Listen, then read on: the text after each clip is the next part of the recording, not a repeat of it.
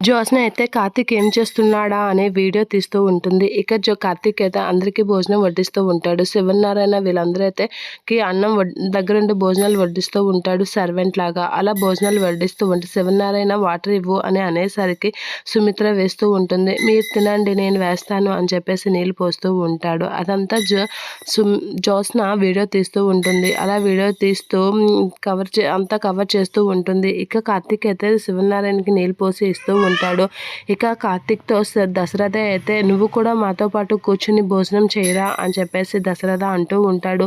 లేదు మామయ్య నేను ఇక్కడ చేయను. నాకు ఒక ఫ్యామిలీ ఉంది కదా వాళ్ళతో తింటేనే నాకు సంతృప్తిగా ఉంటుంది. ఏది తిన్నట్లుగా అనిపిస్తుంది. నేను ఇక్కడ తినను అని చెప్పేసి అంటూ ఉంటాడు కార్తీక్. ఆ మాటలకి నీ సంతృప్తిని నీ ఆనందాన్ని మేము ఇప్పుడు ఎవరిని పాడు చేయంలే. నువ్వు అక్కడికి వెళ్ళే తిను.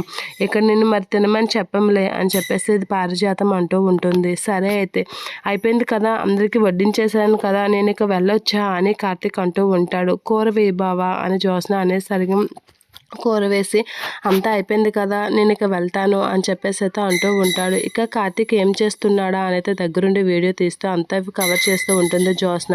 ఇక కార్తీక్ అయితే అయిపోయాక వెళ్తాను అని అనేలోపు ఏంటి బావా ఇక సోఫాలో నా హ్యాండ్ బ్యాగ్ ఉంది కదా అది లోపల పెట్టేసి వెళ్ళు అని చెప్పేసి అంటూ ఉంటుంది జ్యోత్స్న. ఆ మాటలకి దశరథ అయితే జ్యోత్స్న చాలా ఎక్కువ చేస్తుంది అని అయితే అనుకుంటూ ఉంటాడు. ఇక పారిజాతం అయితే వీడిని పనివాడిని చేసిన పొగరైతే పోలేదు అని అయితే అనుకుంటూ ఉంటుంది.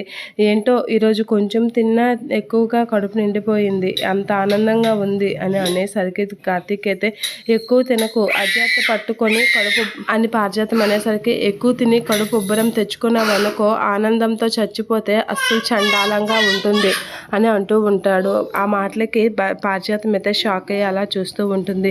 వీడికి ఎంత పనివాడిని చేసినా వీడి పొగరు పోలేదు అని అనేసరికి శివనారాయణ అయితే అలా చూస్తూ ఉంటాడు.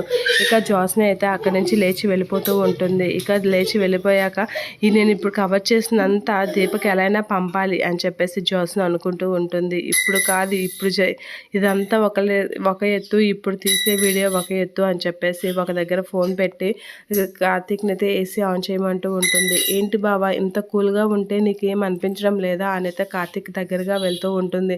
ఇంటికి వెళ్ళాలనిపిస్తుంది అంటాడు.